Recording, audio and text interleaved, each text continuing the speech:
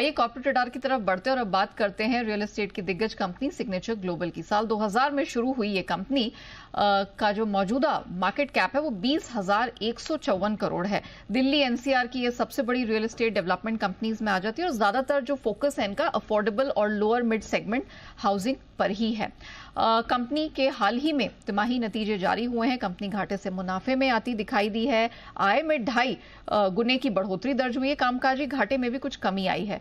तो नतीजों के महत्वपूर्ण ट्रिगर्स कौन से रहे हैं, आगे क्या ग्रोथ आउटलुक है, इन सब पर हम बात करेंगे। हमारे साथ सिग्नेचर ग्लोबल के चेयरमैन और whole time director Pradeep Agarwal जुड़ चुके हैं। Mister Agarwal sir, good afternoon, बहुत स्वागत है आपका जी बिजनेस पे। सर, रेवेन्यू देखें तकरीबन 2.5 गुना की यहां पर बढ़ोतरी दिख रही है, पर एबिडिटा लॉस यहां पर आपने क्वार्टर में रजिस्टर किया है। क्या कारण रहा है सर ये नंबर्स के ऑपरेशनली वीक रहने के पीछे? तो नमस्कार नेहा जी।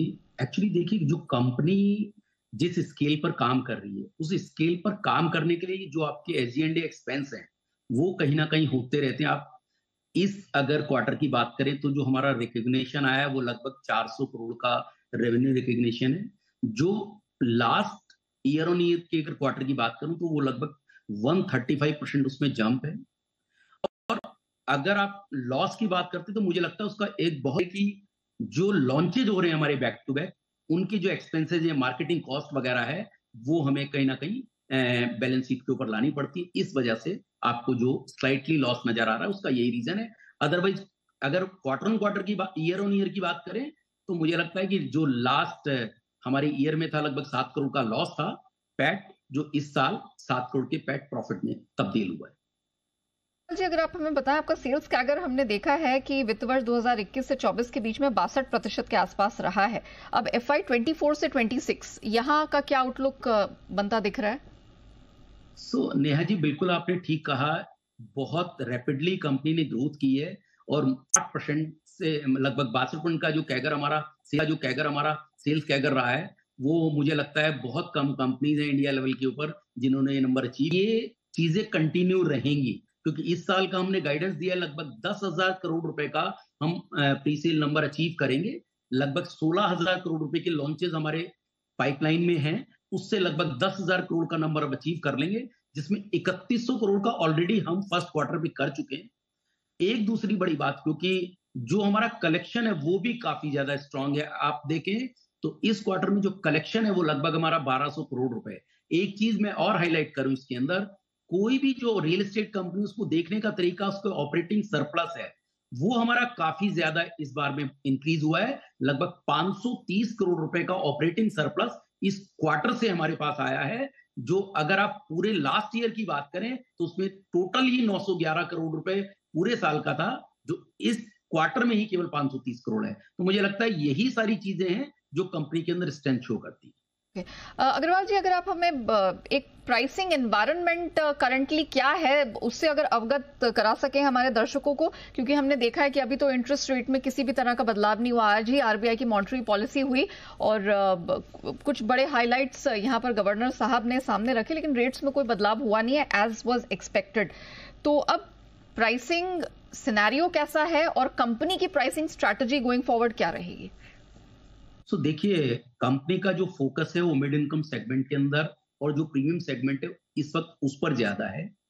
अगर जो प्राइसिंग की बात करें तो इस क्वार्टर का जो हमारा पर स्क्वायर फीट सेल्स रियलाइजेशन है वो 15,000 रुपए से कुछ ज्यादा है।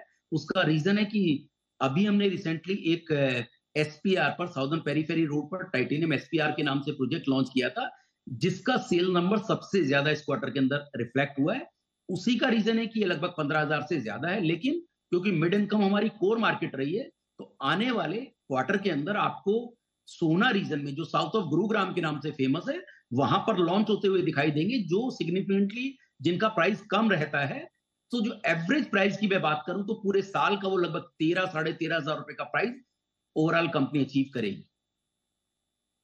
सर, अभी जिस बजट हमारे पीछे गया है और वित्त मंत्री जी ने यहाँ पर रियल एस्टेट को और बजट में जिस तरह के ऐलान किए, अब उसके बाद जो रिवीजन आया है एलटीसीजी इंडेक्सेशन पर, उस पर मैं आपके विचार जानना चाहूंगी और साथ ही अगर आप हमें ये भी बता सके कि इसका इंडस्ट्री पर कैसा इम्पैक्ट होगा।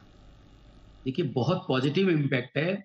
जिस वक्त ये बजट के अंदर ये अनाउंसमेंट आया तो थोड़ा-सा बाजार निराश हुआ था। लेकिन हाकियत करेक्शन हुआ और मुझे लगता है बहुत वेलकम हुआ है कि जो जिस ऑप्शन को ऑप्ट करना चाहे, उसको ऑप्ट कर सकता है।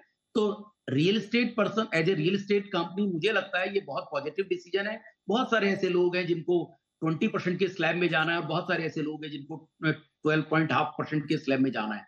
सो ये जो हमारे वित्त मंत्री जी ने लोगों की जो जो हमारे कस्टमर्स हैं या जो कस्टमर्स हैं उनकी पीड़ा को समझ के ये डिसीजन लिया है, तो ये मुझे लगता है बहुत बढ़िया स्वागत योग कदम है इनका। ओके, चलिए, तो वेलकम स्टेप है, इंडस्ट्री ऐसा मानती है। एक आखिरी सवाल अग्रवाल जी, अगर आप हमें बता सकें नए लॉन्चेस क्या है पाइपलाइन में, और अगर कोई आपके अनसोल्ड इन्वेंट्रीज हैं उस पर भी जरा दर्शकों को अपडेट दे दीजिए। सो नेहा जी देखिए सप्लाई कंस्ट्रेंट सिचुएशन है, इसलिए जो अनसोल्ड इन्वेंट्री है उसका नंबर बहुत बहुत कम है, लेकिन पाइपलाइन हमारी बहुत स्ट्रांग है। लगभग टोटल जो कंपनी के पास पोर्टफोलियो है इस वक्त 30 मिलियन से ज्यादा कंपनी के पास टोटल स्टॉक है, जिसके अंदर इस साल में लगभग 16,000 करोड़ रुपए के हम लॉन्चेस करने जा रहे हैं। 10,000 करोड़ का प्रीसेल नंबर ऑलरेडी, जैसे मैंने अभी कहा आपको, कि हम आराम से अचीव कर लेंगे। जो कमिंग क्वार्टर है उसके अंदर सोहना रीजन के अंदर जो साउथ ऑफ गुरुग्राम के नाम से वहां पर हम प्रोजेक्ट लॉन्च कर रहे हैं, और सेक्टर 71 उसके अंदर भी आने वाले क्वार्टर्स के अंदर आपको लॉन्चेज होते हुए दिखाई देंगे। इस साल का जो नंबर हम जो दे रहे हैं उस पर हम बहुत कॉन्फिडेंट हैं कि वो नंबर हम अचीव कर रहे हैं। Right, mister Agarwal, thank you so much, it was a pleasure speaking with you sir. आपने बहुत बेहतरीन तरीके से नतीजों के हाइलाइट्स भी बताया और आगे कंपनी से क्या एक्सपेक्ट किया जाए इन टर्म्स ऑफ आउटलुक, ये भी आपने सामने रखा विस्तार से, उसके लिए आपका बहुत बहुत धन्यवाद।